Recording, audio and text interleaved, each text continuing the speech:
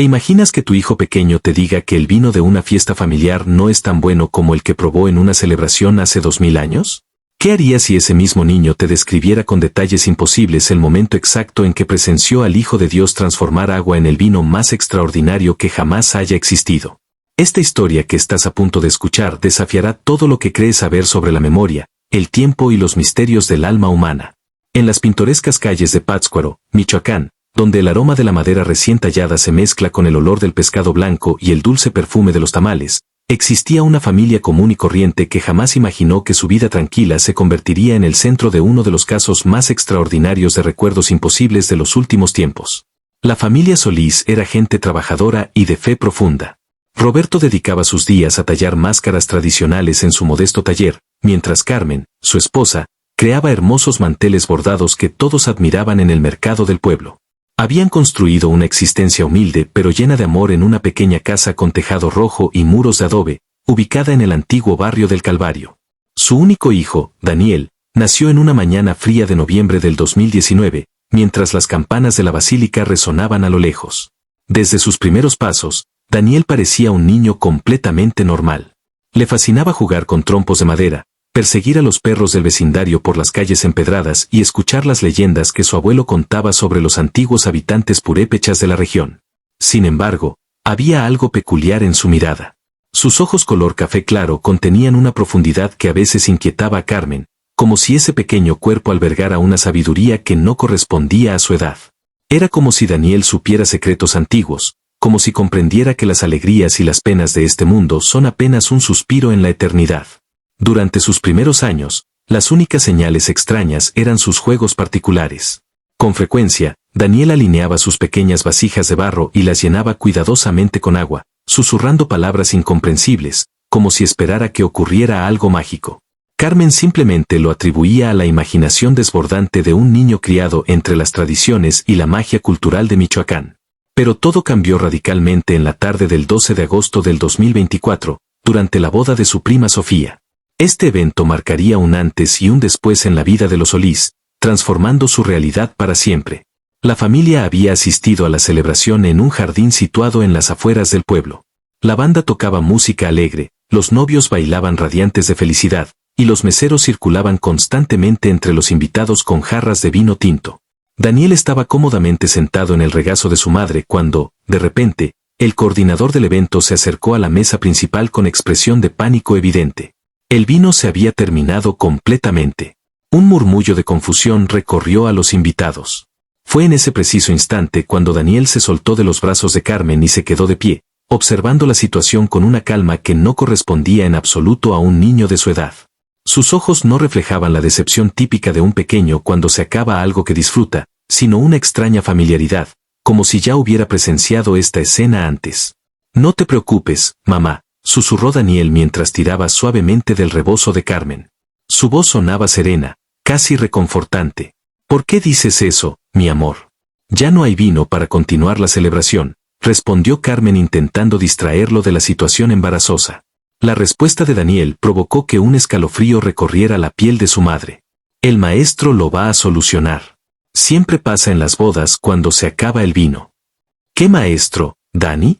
¿El de la música?», preguntó Roberto con una sonrisa mientras se acercaba a ellos, intentando comprender la extraña afirmación de su hijo. Daniel negó con la cabeza, mostrando esa seriedad que desarma a cualquier adulto. «No, papá. Me refiero al otro maestro, aquel que puede convertir el agua en el vino más delicioso que existe». Carmen sintió que el mundo se detenía. Aunque habían llevado a Daniel a misa regularmente, la historia del primer milagro de Jesús en Caná no era algo que se enseñara con frecuencia en las clases de catecismo para niños tan pequeños. «¿Dónde escuchaste sobre eso, mi cielo?», preguntó con voz temblorosa, sintiendo que algo muy extraño estaba sucediendo. Daniel se encogió de hombros con total naturalidad. «Yo lo presencié, mamá. Había 6 tinajas enormes de piedra, más altas que tú. Y el encargado de la fiesta quedó completamente sorprendido cuando lo probó».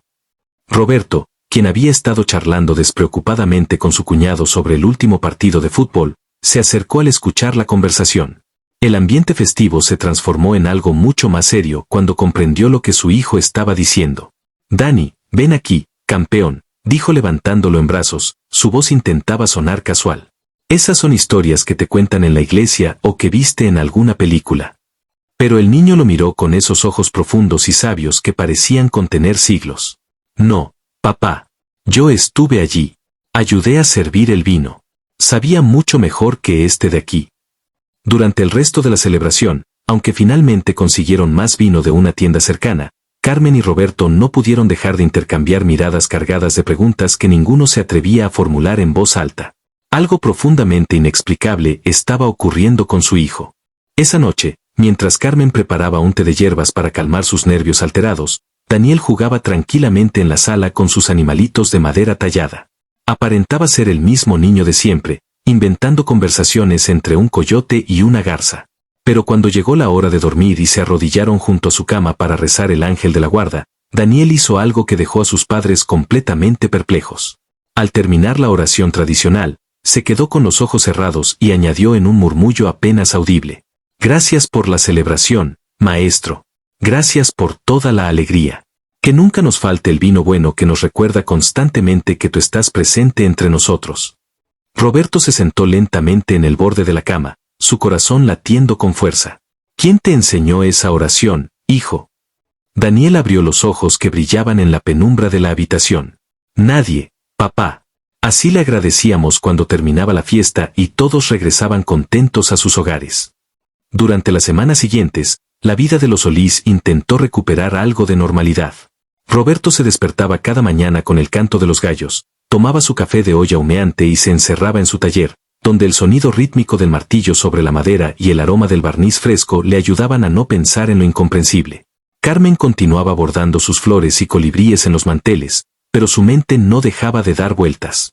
Cada vez que observaba a Daniel, recordaba esa calma sobrenatural, esas palabras imposibles para un niño que apenas comenzaba a escribir su propio nombre. Los detalles extraños comenzaron a multiplicarse como gotas de lluvia antes de una tormenta. Un día, Daniel se negó rotundamente a beber agua de un vaso de plástico. «No, mamá. El agua para purificarse debe estar en recipientes de piedra», dijo con una naturalidad que helaba la sangre. «¿Purificarse? ¿De qué hablas, mi amor?», preguntó Carmen sintiendo un nudo en el estómago. «Para lavarse las manos y los pies antes de comer. Como lo hacía mi gente», respondió Daniel como si estuviera hablando del clima. «¿Tu gente, Dani? ¿Quiénes son tu gente?». «Los que caminábamos con él por los senderos de Galilea», dijo sin darle mayor importancia, como quien habla de sus compañeros de escuela. Una tarde, mientras Carmen regaba las macetas de geranios en el patio, Daniel se acercó sosteniendo un trozo de pan en su mano. «Mamá», dijo con esa seriedad que ahora la estremecía, «¿sabías que el vino de aquella boda tenía sabor a sol y a risas?». Carmen dejó caer la regadera. Sus manos comenzaron a temblar incontrolablemente. «¿Cómo puedes saber a qué sabía un vino de hace tanto tiempo, Daniel?». El niño sonrió con una nostalgia que no pertenecía a un rostro de 5 años. «Porque yo lo probé, mamá». El maestro me dio un poquito en una copa de barro. Primero bebió el agua y luego el vino, y no podía creer lo que estaba pasando. Cada mañana Roberto se despertaba con la esperanza de que todo hubiera sido producto del cansancio y el estrés. Pero cada día Daniel les recordaba que algo absolutamente inexplicable estaba ocurriendo bajo su techo. Una semana después de la boda, mientras el delicioso aroma de corundas recién hechas llenaba la cocina, Daniel apareció en el umbral de la puerta con una pregunta que los dejó congelados. «Papá, ¿tú sabes por qué la mamá del maestro se preocupó tanto cuando se acabó el vino en aquella fiesta?». Roberto casi deja caer la olla de barro que sostenía. La Virgen María. Por supuesto que conocía la historia bíblica, pero ¿cómo podía un niño de 5 años analizar las motivaciones emocionales de personajes de hace 2 milenios? «No sé, campeón. ¿Tú por qué crees?», preguntó Roberto intentando sonar casual mientras su corazón latía desbocado. «Porque ella conocía personalmente al novio», respondió Daniel con la misma naturalidad con que otros niños hablan de sus caricaturas favoritas. Eran de su pueblo y no quería que pasaran vergüenza delante de todos. La vergüenza en una boda es algo muy triste, papá. Carmen, quien estaba amasando sobre la mesa de la cocina, se quedó completamente inmóvil. Esos detalles, esa empatía profunda con personajes de hace 2000 años, no estaban en ninguna Biblia para niños que conociera. Daniel continuó hablando mientras jugaba distraídamente con un pedazo de masa. Ella fue y le dijo al maestro lo que estaba pasando. Él le respondió que todavía no era su momento, pero su mamá lo miró de esa manera especial que solo las mamás saben hacer. Daniel levantó la vista e imitó una mirada llena de amor incondicional y determinación maternal. Y él sonrió. Después ella les dijo a los sirvientes, hagan exactamente lo que él les indique, punto. Carmen se sentó pesadamente en una silla frente a su hijo, sintiendo que sus piernas ya no la sostenían. ¿Y qué ocurrió después, Daniel? Los ojos del niño se iluminaron con el brillo de un recuerdo vívido. El maestro les indicó que llenaran las 6 tinajas de piedra con agua hasta el borde superior. Y cuando sacaron el agua para servir, ya no era agua. Se había transformado en vino, y el aroma era absolutamente delicioso. Roberto se secó el sudor de la frente, a pesar del fresco de la mañana. Hijo, ¿dónde exactamente escuchaste esa historia con tantos detalles específicos? La respuesta de Daniel los dejó sin aliento. Yo estuve presente, papá. Yo era uno de los niños que ayudaba a pasar las copas entre los invitados. Vi la expresión del novio cuando probó el vino. Lloró de pura alegría porque era el mejor vino que había probado en su vida. Esa tarde Roberto no pudo concentrarse en su trabajo. Mientras lijaba una máscara ceremonial para la festividad de Corpus Christi, las palabras de Daniel resonaban en su cabeza como campanas. Decidió hacer algo inusual, cerrar el taller más temprano de lo normal y visitar al padre Javier en la parroquia. El padre Javier, un hombre de aproximadamente 60 años, sabio y de corazón noble, lo escuchó con paciencia infinita en la sacristía, mientras el olor penetrante a incienso y cera vieja lo envolvía todo. Roberto le contó cada detalle, desde el incidente en la boda hasta la conversación de esa misma mañana. El sacerdote escuchó sin interrumpir, con los dedos entrelazados sobre su sotana negra. Cuando Roberto terminó, el padre Javier suspiró profundamente. Roberto, dijo finalmente con voz calmada, los niños poseen una imaginación extremadamente viva. Seguramente ha mezclado historias que ha escuchado en misa con sus propios juegos imaginativos. Pero, padre, insistió Roberto con voz angustiada, los detalles que describe mi hijo, la emoción de la Virgen, la vergüenza del novio, el aroma del vino, eso no está en ningún libro de catecismo infantil. El padre Javier guardó silencio por un momento largo. Tráelo el próximo domingo después de la misa. Hablaré personalmente con él. Veremos qué hay realmente detrás de todo esto. Roberto regresó a casa con el corazón un poco más tranquilo, pero completamente ajeno al hecho de que el encuentro de su hijo con el sacerdote solo profundizaría el misterio en lugar de resolverlo. El domingo llegó con un cielo azul cristalino sobre el hermoso lago de Pátzcuaro. Después de la misa, mientras los feligreses salían comentando animadamente el sermón, Carmen y Roberto llevaron a Daniel a la oficina privada del padre Javier. Era un espacio pequeño repleto de libros antiguos con lomos desgastados y un gran crucifijo de madera oscura colgando en la pared principal. Hola, Daniel, saludó el padre con una sonrisa amable, ofreciéndole un dulce de tamarindo. Tu papá me ha contado que tienes una historia muy interesante sobre una boda muy especial. Daniel asintió mientras tomaba el dulce con timidez natural. A ver, campeón, cuéntame cómo era exactamente esa boda. Daniel miró al sacerdote con sus ojos profundos y serios. ¿Qué parte específica quiere que le cuente, padrecito? Cuando llegamos y la música sonaba muy fuerte, o cuando el novio rompió la copa bajo sus pies. El padre Javier frunció el ceño sorprendido. ¿Romper la copa? Esa es una costumbre judía antigua, Daniel. ¿Dónde aprendiste sobre esa tradición? Pues así se hacía siempre, respondió Daniel como si fuera completamente obvio. Para recordar que aunque estemos celebrando y felices, Jerusalén fue destruida y debemos recordarlo. El sacerdote se quedó en silencio, atónito. Esa era una explicación teológica extremadamente profunda para un ritual que la mayoría de las personas ni siquiera conoce en la actualidad. Está bien, hijo, dijo el padre cambiando de estrategia. Dime, si tú estabas realmente ahí, ¿qué comieron en esa boda? Daniel sonrió como si le hubieran hecho la pregunta más fácil del universo. Pan de cebada recién horneado, pescado del lago de Galilea asado con especias, higos dulces, dátiles, queso de oveja y cordero preparado con hierbas aromáticas. Hizo una pausa antes de añadir. Y había muchísimo vino, hasta que se terminó completamente. ¿Y cómo se vestían las personas? Continuó el padre Javier intentando encontrar alguna inconsistencia. Los hombres usaban túnicas largas con un manto encima. Las mujeres llevaban vestidos de colores brillantes y tenían el cabello cubierto con velos hermosos. La novia tenía un velo especialmente bonito, bordado con hilos dorados que brillaban con la luz del sol. El padre Javier comenzaba a sentir un sudor frío recorrer su espalda. ¿Y cómo era Jesús físicamente? Los ojos de Daniel se iluminaron con un amor que trascendía cualquier explicación temporal. Era alto, pero no tanto como mi abuelo. Tenía el cabello oscuro y ondulado, y sus ojos eran color miel, que se reían muchísimo. Sus manos eran fuertes y callosas, de trabajar la madera como carpintero. Hizo una pausa, buscando cuidadosamente las palabras adecuadas. Pero lo más importante es que cuando él estaba en la fiesta, la alegría era más alegre. Hacía que todo brillara con más intensidad, que la gente se sintiera más viva. El padre Javier se levantó abruptamente de su silla. Roberto, Carmen, esto es absolutamente extraordinario. Este niño conoce detalles específicos de costumbres judías del primer siglo que yo mismo tuve que estudiar durante años en el seminario. Sinceramente no sé cómo explicar esto. La noticia, a pesar de todos los intentos del padre por mantener discreción, se filtró rápidamente. Primero por el barrio, luego por todo Pátzcuaro, el niño que recordaba el primer milagro de Jesús. En poco tiempo, la humilde casa de los Solís se convirtió en un lugar de peregrinación constante para curiosos, creyentes devotos y escépticos por igual.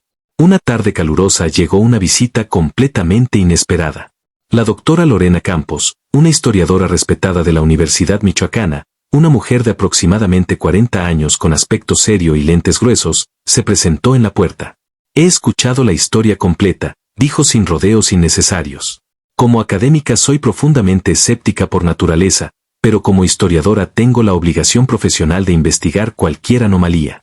¿Me permitirían hacerle a Daniel algunas preguntas específicas que solo alguien que estuvo físicamente en Caná de Galilea podría responder correctamente? Se sentaron todos en el patio bajo la sombra generosa de un árbol de aguacate. La doctora Campos sacó una grabadora digital y una libreta profesional. Hola, Daniel. Me llamo Lorena. Quiero que me describas con el máximo detalle posible las tinajas de piedra que mencionaste. Daniel, sin mostrar nerviosismo alguno, comenzó a gesticular con sus manitas expresivas. Eran 6 en total, de piedra caliza, color gris claro. Pesaban enormemente. Hacían falta 2 hombres adultos fuertes para mover una sola cuando estaba completamente vacía. Tenían 2 asas gruesas a los lados y la boca era muy ancha para poder llenarlas fácilmente. La doctora anotaba febrilmente en su libreta. Muy bien, Daniel. Ahora dime, ¿dónde estaba ubicada Caná? ¿Cerca de qué ciudad importante? Estaba situada en una colina, respondió Daniel instantáneamente. No muy lejos de Nazaret. Se podía llegar caminando en aproximadamente 3 o 4 horas. La expresión de la doctora Campos cambió dramáticamente. La ubicación geográfica y la descripción arqueológica de las tinajas eran absolutamente precisas según los descubrimientos más recientes. Última pregunta, Daniel. ¿Por qué crees que Jesús le dijo a su madre, ¿aún no ha llegado mi hora? Daniel la miró fijamente y por un momento fugaz la historiadora no vio a un niño de 5 años, sino a un testigo milenario de eventos sagrados. Porque él sabía perfectamente que en cuanto realizara la primera señal pública, el camino inevitable hacia la cruz comenzaría. Sabía que esa primera fiesta alegre era el principio de su final doloroso. La voz de Daniel se suavizó hasta convertirse en un susurro. Pero lo hizo de todos modos. Lo hizo por amor a su mamá y porque le encantaba profundamente ver a la gente feliz y celebrando la vida. La doctora Campos apagó la grabadora con manos temblorosas. Se quitó los lentes y se frotó los ojos con cansancio emocional. Señores Solís, dijo con la voz quebrada por la emoción, la descripción de las tinajas coincide perfectamente con las descubiertas en excavaciones arqueológicas cerca de Kafr Cana, el sitio que los investigadores identifican como la Caná bíblica. Su conocimiento de la geografía antigua es exacto. Hizo una pausa significativa. Pero esa última respuesta, esa no es simplemente historia, esa es teología del más alto nivel posible. Es una interpretación profunda del Evangelio de Juan que teólogos reconocidos han debatido durante siglos enteros. Un niño de 5 años no puede inventar algo así. En ese preciso momento, como si esperara la señal perfecta, Daniel se levantó, se acercó a la doctora Campos y le tocó suavemente la mano con ternura infantil. No esté triste, doctora, le dijo con voz dulce. Él sabía que la tristeza y el sufrimiento vendrían después. Por eso nos dio el vino bueno primero, para que recordáramos siempre el sabor maravilloso de la alegría verdadera. La doctora Campos rompió a llorar abiertamente. No eran lágrimas de tristeza, sino de asombro absoluto y de una fe que creía completamente perdida entre años de libros académicos y excavaciones científicas. Este niño, susurró mirando a los padres con reverencia, es un milagro viviente andante. Los meses que siguieron fueron un torbellino emocional constante. Expertos de diversas disciplinas, teólogos reconocidos e incluso un observador oficial enviado directamente por el obispo visitaron la pequeña casa de Pátzcuaro. Todos se marchaban con la misma expresión de asombro indescriptible en sus rostros. Daniel respondía a sus preguntas complejas con una simplicidad y una precisión que desarmaban incluso al más escéptico de los investigadores. Pero gradualmente, a medida que Daniel se acercaba a su 6º cumpleaños, algo comenzó a transformarse. Los recuerdos vívidos de Galilea empezaron a desvanecerse lentamente como la niebla matutina sobre el agua al amanecer. Ya no hablaba más de tinajas de piedra antigua ni de bodas milenarias. Ahora hablaba de sus amigos de la escuela, del nuevo papalote colorido que su papá le había fabricado con amor, y de su deseo de ser portero en el equipo de fútbol del barrio. Una tarde cálida de noviembre, mientras celebraban su 6º cumpleaños con un pastel de chocolate delicioso y sus primos correteando alegremente por el patio lleno de vida, Carmen lo observó detenidamente. Vio a su hijo reír a carcajadas con la cara manchada de betún dulce y supo con certeza maternal que el testigo de Caná se había marchado definitivamente, dejando en su lugar simplemente a Daniel Solís, un niño normal de Pátzcuaro.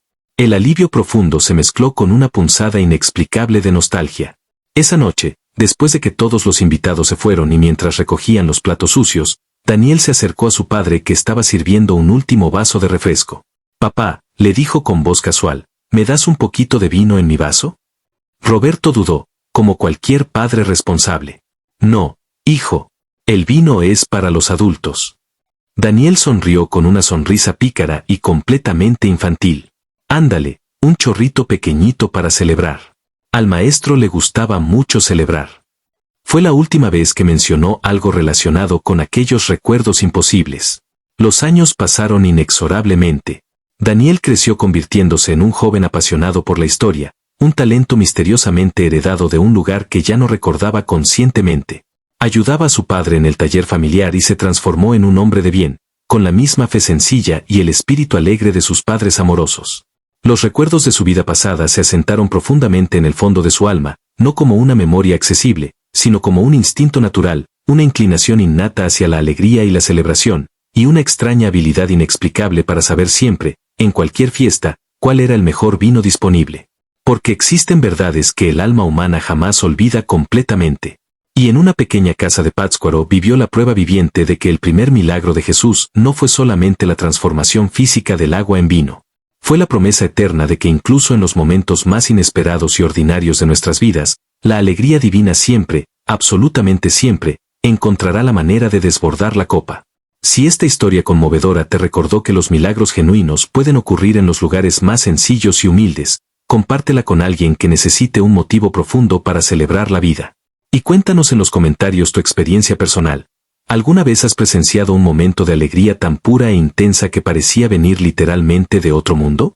Porque quizás en cada fiesta que celebramos, en cada brindis que hacemos, existe un eco lejano de aquella boda en Caná, recordándonos constantemente que la vida está hecha para ser celebrada con plenitud, que los milagros no han terminado, y que el amor divino todavía se derrama como el mejor vino sobre nuestras vidas cotidianas.